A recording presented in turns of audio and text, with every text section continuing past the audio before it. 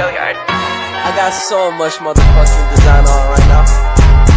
Break it down, bring it back, make it clap. I got 3 old thoughts, new block, where that day. Bitches on my line, and you know they come straight. Hold up, what it not, 45, scope it cash like whoa. How you fucking with these hoes up? Assalamualaikum warahmatullahi wabarakatuh. Nama saya Haula Afifah dengan NIM 221101020052. Di sini saya akan membahas mengenai ilmu lughah dengan subtema ilmu morfologi. Ketika kita membahas mengenai ilmu morfologi, maka kita juga membahas terkait bentuk kata. Dalam bahasa Arab, morfologi sering disebut dengan nidhamu sorfi atau ilmu sorof.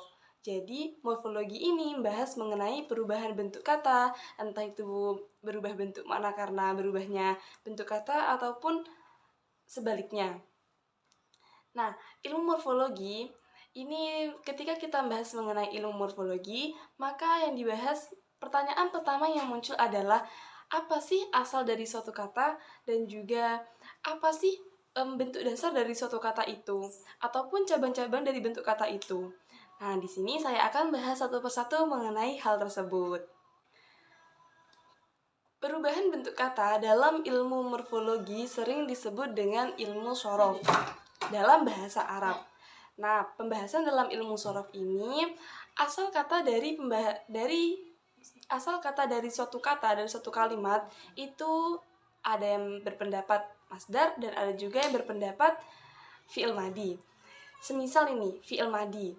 Nah, bentuk awal kata dari suatu kalimat itu adalah fi'il madi. Contohnya adalah lafadz fa'ala. Nah, lafadz fa'ala di sini merupakan syigat fi'il madi di mana fa'ala di sini sebagai asal dari suatu kata, yaitu bentuk dasar dari suatu kata. Cabang-cabangnya bagaimana atau turunan-turunan dari kata tersebut bagaimana? Turunan-turunannya yaitu ada yaf'ulu, fa'lan, nama fa'lan, fa'ilun dan sebagainya. Jadi turunan-turunannya itu berwazan fi'il mudhari, kemudian bersyigat fi'il mudhari, kemudian masdar dan seterusnya hingga isim alat. Itu merupakan bentuk awal dari kata dan juga cabang-cabangnya. Kita ulangi lagi, tadi kan kita sudah bahas mengenai pengertian ilmu morfologi. Ilmu morfologi adalah ilmu yang bahas mengenai perubahan bentuk kata. Nah, dalam bahasa Arab disebut dengan nidhamu sorfi. Kemudian setelah kita mengetahui apa itu ilmu morfologi, kemudian bentuk awal dari suatu kata, maka kita akan bahas mengenai jenis-jenis morfologi. Nah, pembahasan terkait jenis-jenis morfologi ini berarti membahas terkait jenis-jenis suatu kata, perubahan kata.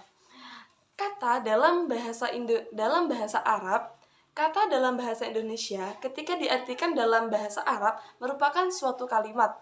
Jadi, kata dalam bahasa Indonesia merupakan suatu kalimat dalam bahasa Arab.